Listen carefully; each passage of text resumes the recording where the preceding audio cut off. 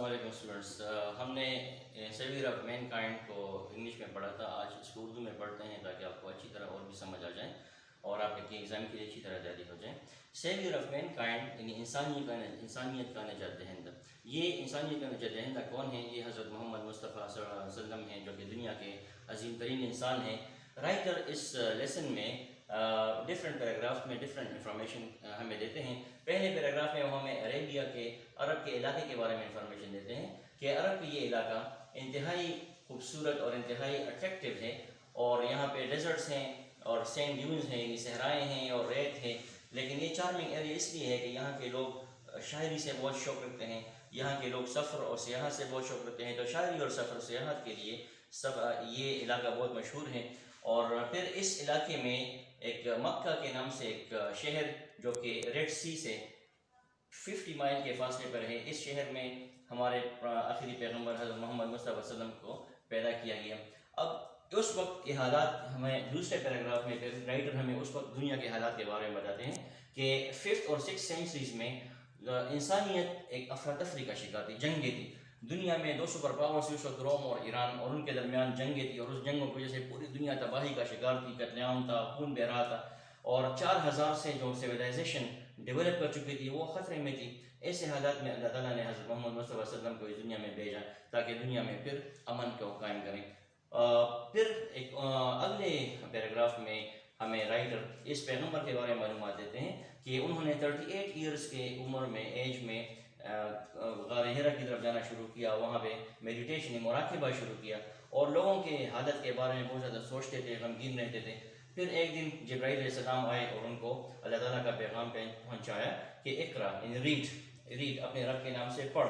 تو اقرا پڑھنے سے اس میسیج کا آغاز ہوتا ہے، اور پھر 23 ایئرس تک یہ میسیج نازل ہوتا رہتا ہے. عربوں نے بہت زیادہ مخالفت کی، ان کے چچا ابو طالب کو مجبور کیا کہ وہ اپنے بھتیجے کو مجبور کرے کہ وہ یہ مشن چھوڑ دے. لیکن انہوں نے اپنے چچا کو بتایا کہ چچا، اگر یہ لوگ میرے دائیں ہاتھ میں سورج اور بائیں ہاتھ میں چاند رکھتے ہیں، میں پھر بھی اس اپنے مشن سے باز نہیں آؤں گا. یا تو اس زمین پر اس سرزمین پر اللہ تعالیٰ کا حکم، اللہ تعالیٰ کا دین غالب کر کے رہوں گا، یا اس مشن میں ختم ہو جاؤں گا. اس پہ ابو طالب بہت متاثر ہوئے. انہیں کہتے ہیں کہ ٹھیک ہے بھتیجے، جاؤ، آج کے بعد تمہارا کوئی بال بھی بیکا نہیں کر سکتا.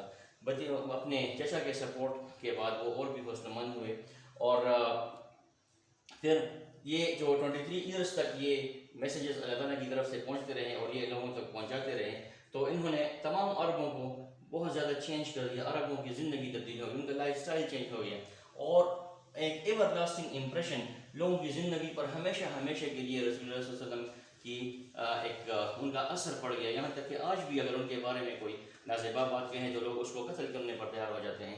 اس طرح اتنا ان کی پرسنالٹی کا امپریشن آج تک اس دنیا میں قائم ہے. پھر مائیکل ہارٹ ایک یورپین ہسٹورین ہیں، اس کے بارے میں ہمیں رائٹر معلومات دیتے ہیں کہ مائیکل ہارٹ پیغمبر کے بارے میں کیا لکھتے ہیں. مائیکل ہارٹ لکھتے ہیں کہ یہ پیغمبر صلی اللہ علیہ وسلم ان کو ایک نیا ایمان، نیا فیتھ، نیا دین لانے میں انہوں نے کی رول کا کردار ادا کیا، بنیادی کردار ادا کیا. اور یہ جتنے بھی عربوں نے فتوحات کی، تو ان فتوحات کے پیچھے ڈرائیونگ فورس جو تھا، ان فتوحات کے پیچھے جو شخصیت تھی وہ حضرت محمد مصطفیٰ صلی اللہ علیہ وسلم کی تھی. اور پھر مائیکل ہارٹ لکھتے ہیں کہ دنیا میں اب تک سب سے زیادہ با اثر اور طاقتور پولیٹیکل لیڈر جو ہیں وہ حضرت محمد صلی اللہ علیہ وسلم ہیں، اور ان کے بعد آج تک کوئی اتنا طاقتور اور با اثر پولیٹیکل لیڈر سامنے نہیں آیا. پھر اس کے بعد رسول کے زندگی کے بارے میں آخر میں رائٹر لکھتے ہیں کہ یہ رسول جو ہیں اللہ تعالیٰ پہ مکمل ایمان رکھتے تھے، کسی مخالفت کی پرواہ نہیں کرتے تھے، اپنی زندگی کی پرواہ نہیں کرتے تھے، اپنے کسی مخالفت، کسی رکاوٹ کی پرواہ نہیں کرتے تھے، اور اللہ تعالیٰ پہ کامل ایمان رکھ کے اپنے دین کو پھیلاتے تھے.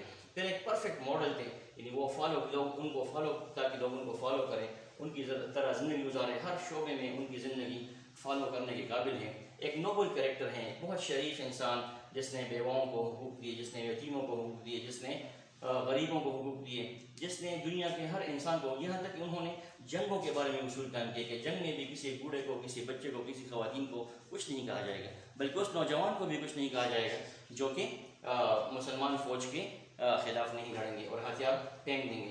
پھر آخری الفاظ اس لیسن کے حضرت عائشہ رضی اللہ عنہ کے ہیں کہ جب کسی نے عائشہ رضی اللہ عنہ سے پوچھا کہ حضور صلی اللہ علیہ وسلم کی زندگی کیسی تھی تو انہوں نے کہا کہ کیا آپ نے قرآن نہیں پڑھا، اور قرآن میں جو کچھ ہے وہ رسول اللہ صلی اللہ علیہ وسلم کی عملی زندگی ہے، یعنی وہ چلتا پھرتا قرآن ہے.